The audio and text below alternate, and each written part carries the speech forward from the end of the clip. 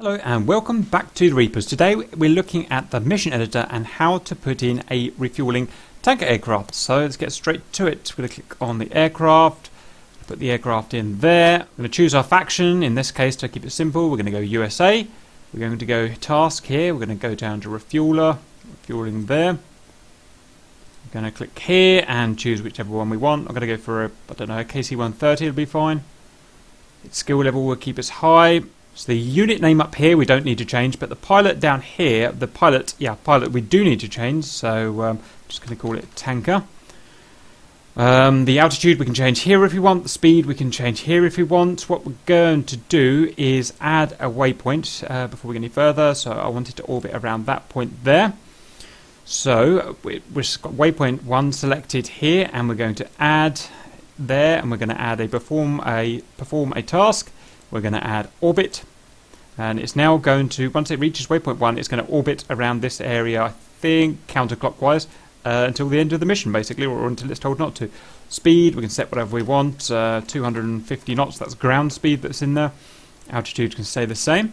Now we're going to set the, ensure that everything's set up right, so let's go back into it. We're back on waypoint 1. First of all, it's automatically set up a tanker because we've clicked refueling there, that's fine.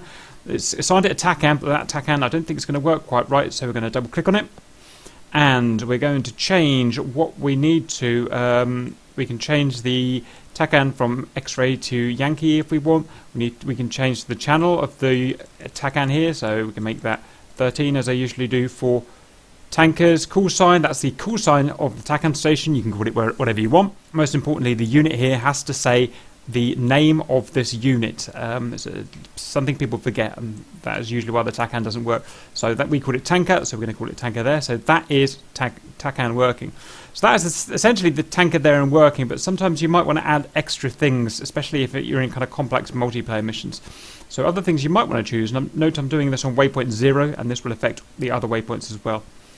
Add, and I'm going to add set option, and I'm going to add reaction to threat, and I'm going to add no reaction. So this means that if a hostile aggresses on our tanker, it will not take any action. It will just keep on refueling. And that's useful because if an Su-27 gets a lock on this tanker accidentally from 100 miles away, it's possible the tanker may give up and just go home, even though it's not actually in any threat. So it's just something I've learnt to do. Another one you might want to do, add, we're in the advanced waypoints here.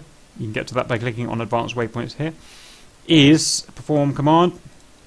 You might want to set it invisible if you don't want it to play part of the tactical game, and you want it essentially so the bad guys can't come and shoot it down. That's something I like to do sometimes. If I like to have the map small and quite crushed together, then I have invisible there. And another one you might want, perform command again, action immortal. If you're playing on a server, on a multiplayer server with a bunch of noobs who are likely to crash into the tanker, make it immortal. It's just a pain in the arse if someone crashes into it, and then that's the tanker gone for everyone. So that's that. So that's it really, all I wanted to say. That is now the tanker. It's set to waypoint 1. It's going to orbit around that. It's going to take orders for tanking. It's got to work in TACAN. It won't react, it's invisible to hostiles, and it's immortal in case someone crashes into it. That's all I've got to say on that. I hope that helps, and see you later.